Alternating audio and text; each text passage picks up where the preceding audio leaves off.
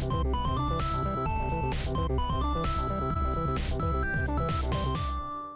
dear viewer and welcome back to AFK Arena. This is a little bit of a progress update. I'm currently in stage 7-5. It's going to be a boss battle. I'm not going to actually fight it right now because I'm going to try to wait for tomorrow, so then when I challenge a boss I can get some of these good daily quests done, etc, etc. So you kind of want to keep progressing until you hit a wall on a boss that you think you can beat. You don't necessarily need to be able to beat it, but you want to be able to reach that next boss. So I recommend, once you think you've hit a similar level with a boss battle, you know, you can kind of stop there. So yeah, right now, heroes definitely don't progress as quickly anymore. It's maybe 3 levels a day, if you periodically collect that loot. That sweet, sweet loot. But oh well. Other than that, you may notice that some of these guys have blue levels. That is related to the resonating crystal. Once you get to this crystal, it makes life a lot easier. You want to focus on just 5 heroes to level up. Lucius is great if you can start with him. And I got pretty lucky with getting a bunch of Lightbearers heroes. You also get Belinda when you just do your kind of new player quests and everything. But eventually, you'll be able to open slots in this resonating crystal for this currency here that you will collect eventually just by playing the game, so you don't have to worry about it. Right now I'm focusing on getting more Wilders because Arden is apparently somewhat decent throughout the game. Olmus is decent. We have Cassie here. She's also pretty good. And then I've also got the Graveborn, because they can be very good damage dealers. So you can kind of have Lucius tank for pretty much any team. And he helps everybody survive with his Divine Shield stuff. So then Shamira is a very good damage dealer, so she's there. I put her here because, why not? She was one of my first elite, other than Isabel. Isabel I had originally had at level 43, so I kind of hemmed and hawed about putting her in here, but she's good. And I didn't want to waste time leveling her up anymore. I might return to leveling her up normally, which is why I didn't remove that level through this cart. But you can see it only costs 20 of your gem diamond things. So you see everything you'd get if you did reset, you just go back to level 1. Same tier. So you don't get all your Ascensions back. Now Ascension, as you can see here, any non-gold tipped border basically requires multiple copies of the same character for you to ascend that to a gold border. So let me see if I've got this. And Kara down here. There we go. So as you can see, I need 2 more copies of her in order to ascend her into... Where's that blue version of her with the gold tips? No, I might have already... Yeah, I won't. But as you can see, basically there are blue borders with the gold tips, and then you can use any other heroes from that faction with the gold tips to further ascend into Elite. And then once you get to Elite, you can get to Elite Rare Plus or Elite Plus. So it's a very simple system. The game doesn't necessarily tell you exactly how it works initially, but it's simple to figure out. But I thought that might help you. So, some of the best heroes in the game you can look up on various tier lists. Lucius is commonly seen as very good throughout the game, so I highly recommend keeping him around. I have not combined any of my Lightbearers guys because they're all pretty decent other than Estrilda.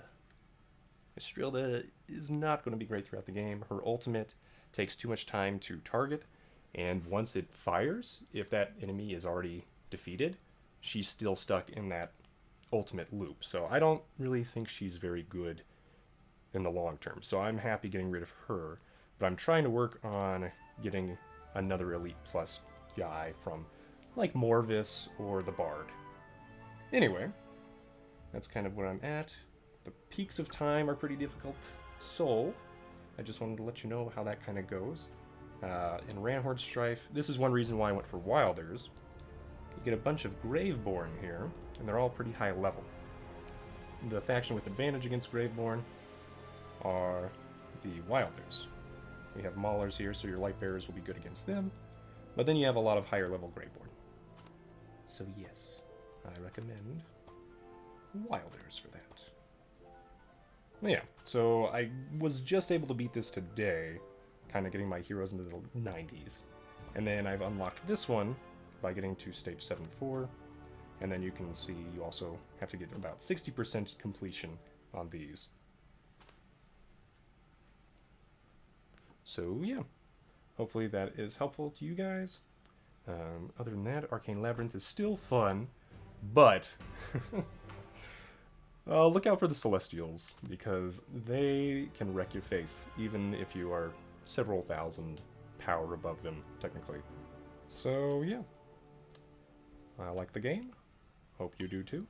And if you do, hopefully this helps you. In the meantime, maybe we'll try this. So right now I've got 3 Graveborn. That gives them the faction advantage, even though Sylvena's pretty weak. But yeah. And then we've got our 2 tanks. Also, beating the Peaks of Time will give you artifacts. So right now I have Hagen with a Divine Shield. I'm going to turn off auto so I can show it to you. When he activates his ultimate, he gets a Bloom Bubble, which protects from damage. And then we're going to just auto here.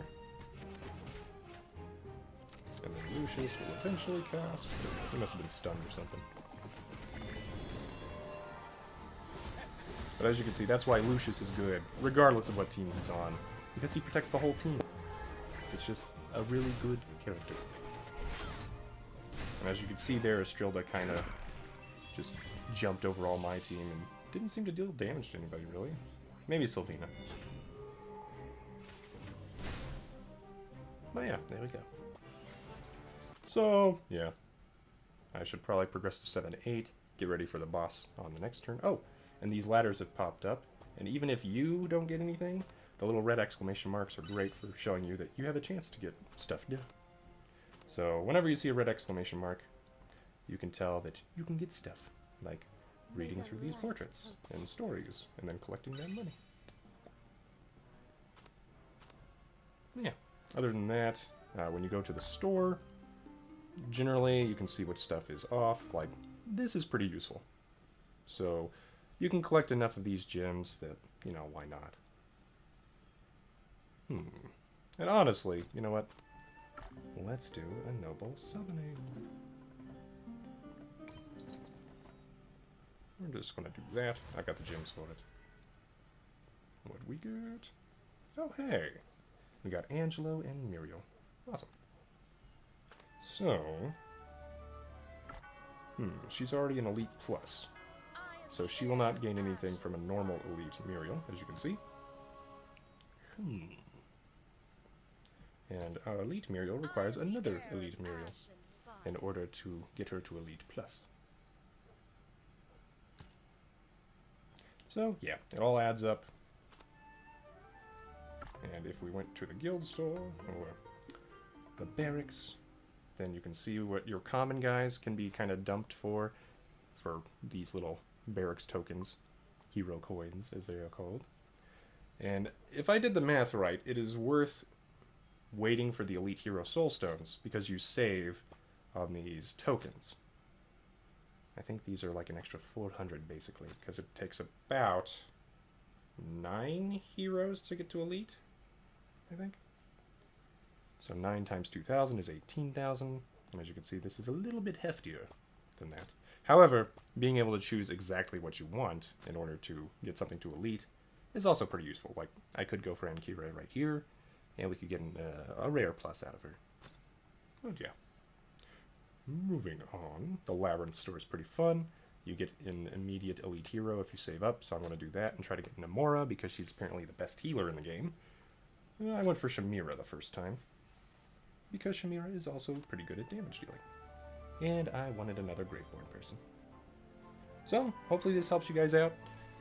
Let me know. You can comment below. Leave a like, and have a good day.